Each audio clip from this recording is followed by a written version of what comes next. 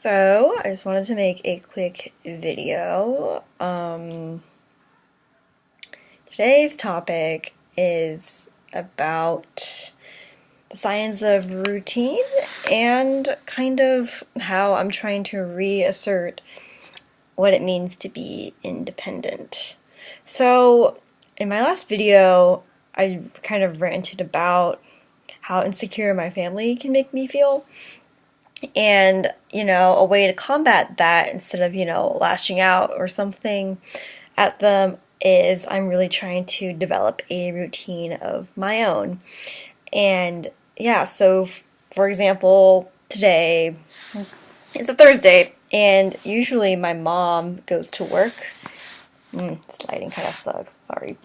My mom goes to work, my sister's at school, and I am at home.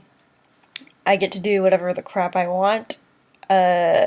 So I decided that I need to actually make myself a schedule of things to do to fill my time that don't involve sitting around thinking about politics or sitting around thinking about like culture or writing or like knowledge-oriented things.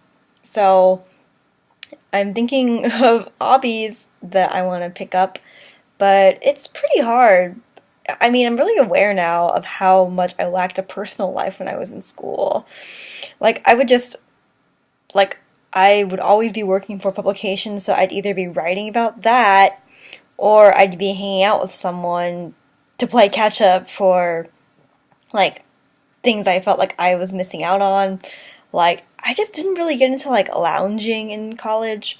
Like, I didn't see the point of just vegging around watching TV. So, most of my hangouts with people were, like, one-on-one coffees. And because I kind of, I guess, pull out intense conversations naturally, or, like, intense, like, feelings out of people just by, like, curiously asking questions, they often kind of turned into, I guess, thought exercises, which is how I'm like so good at like analyzing people. Like, yeah, I realized, oh, I must be a pretty intense person because I'm literally reading this book about how the FBI profiles people, and I realized I already kind of do a lot of these things in some rendition. So then I came to the realization that a lot of my conversations with people also center on analyzing, so this never takes a break. So, I found a lot of mindfulness in cleaning, actually. My room is pretty clean as of right now, and I'm going to try to keep it that way. And I am thinking about picking up something more intense, like actually, like, practicing yoga but the physical side as opposed to the meditation side, because when I quote meditate, I end up just having more realizations about how the world works, and gotta find a way to like plug that a little bit. So yeah, I am committed to keeping my brain turned off, and yeah, I don't know. I'm kind of enjoying solitude. So I do this thing where whenever I go to a new city, I automatically get on Bumble or Tinder, because in theory, it'd be really cool to meet people, right? Blah, blah, blah. And then I started realizing that most of the guys on there want to hook up, and I'll tell myself, yeah, I'd totally be open to that. And then like 5 seconds later, be like, actually, no. Which is why I don't actually have that thriving of a romantic or sex life or whatever. Which I used to think, wow, I must be weird for not really caring while everyone else is like animals in heat in college. And then I was like, whatever, I don't care. Yeah, I used to, I think, view like romance as kind of an ego boost, where I would not dare let myself admit I liked someone unless I was absolutely 100% sure they were like say anything John Cusack style like into me. But yeah, now I realized that I'm wasting my time by being on dating apps. I mean, very rarely have I actually matched with and talked to someone for more than just a hey, what's up, and then gotten bored like after like 5 seconds of texting. So yeah, dating apps aren't doing it for me, mostly because I don't want to date I really just want to make friends. So I went on Bumble BFF, and then I realized this is also awkward. Because even when it's not like a romantic like thing, it's still weird talking to a stranger. Because if you meet someone like in the street, for example, like you have some kind of commonality, like maybe you both like this store or this coffee shop, or like you're taking a class together, or like you met at a conference. Like there's so much more common ground than trying really hard to use this app to meet people. So yeah, needless to say, I decided at that point that this is a sign from the universe that I need to concentrate on myself. So my like friend count here in Portland is like my two best friends from high school, who are still live here and work here, and then the others as they trickle back for like, I guess, like, I mean, some people just went back to school, so I'll see them again like Thanksgiving or like winter break. But until then, I am just going to live my life independently and like, I guess, not worry about like trying to build new friends now. Rather, I'll just work on the relationships I have here, which are already a handful, like my family and my two best friends, who are basically like family. Yeah.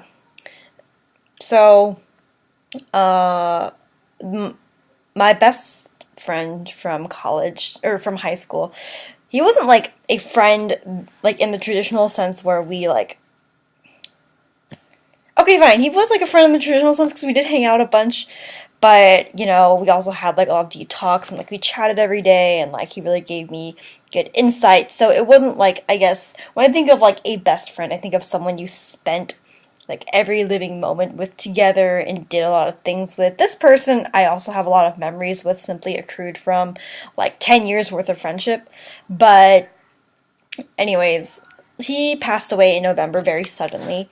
And the two best friends I still have here were also the ones who are closest to him. And yeah, in high school, I would say that it was those three who were like my rock. I didn't have a lot of girlfriends in high school that were close. I had two, and then we kind of fell out. But I always have gotten along better with guys than girls, which is why I have so many guy friends, which I'll discuss in a future video about like guy friends in the friend zone and all the mystique around that. But yeah, like these three were my go-tos. And I didn't expect for it to hurt this much that we're all hanging out regularly like we did when we were 16. Well, they were 16, I was like 14, because they're 2 years older than me, blah, blah, blah. But yeah, it's really hit me now that he's gone. You know, he was the closest to me out of those three, that like group of three, and we don't really talk about it. I'm trying to go to therapy to like kind of deal with this grief, because I've realized it's really, I think the biggest impact it's had on me is it's really amplified my worst case scenario thinking. So it's not necessarily like I'm trying to find a replacement for this person, because I've had many fulfilling relationships just with people in my life that honestly this person helped me acquire. But mostly I think I take everything not more personally per se, but more like I will get into the loop of thinking everything is just gonna suck all of a sudden because the worst kind of sucky thing had happened. So I think that is what causes me to react negatively to my family, because it makes me feel like nothing will ever be fixable, and why should I even bother trying? Or if I try, I'll like try the wrong way or something. But I think hanging out with the friends I have here is both healing and also triggering, but it's like the kind of trigger where you have to prick it to like okay, I'm bad at like medical analogies, but I'm thinking about how when you're bleeding, you have to apply pressure to the wound. And here it's like, you know, you have to, but to apply pressure, you have to touch the blood. So I feel like here I'm doing that by being here. And Yeah, I haven't visited his parents, my friend's parents yet, the one who passed away. I saw them in June last, and I think I'm overdue for another visit. But yeah, I'm glad that I've had enough memories of Portland that they don't override, um, or that they do. Sorry, they do override like the negativity of the fact that I'm not going to be seeing him anytime soon. But I have so much positivity that's still here that it doesn't matter, hopefully. I'm looking forward to really healing. And I think a lot of that does come from routine where I can get out of my own head because when I stay in my head for too long, which I already did before all these deaths shook up my worldview, I go into worst case scenario thinking because I just am so analytical naturally, and there's already feels like so much like negativity in the world that it's really hard not just obsess over it and such. But yeah, I will give more updates as time goes on over what kinds of sensory habits I take up that literally help me live in the now because I require so much head thinking for my job. I'm really good at journalism because I'm detail oriented, which is the crux of how my analyzing works. I'll take like 5 different details and extrapolate a conclusion that ends up being right in the ballpark if I feel neutrally about it, or it's completely off kilter and super negative if I feel strongly about it. So in journalism, it comes down to I am good at details and like thinking about the connotations of all the words I've written, of which facts make sense and what's most important.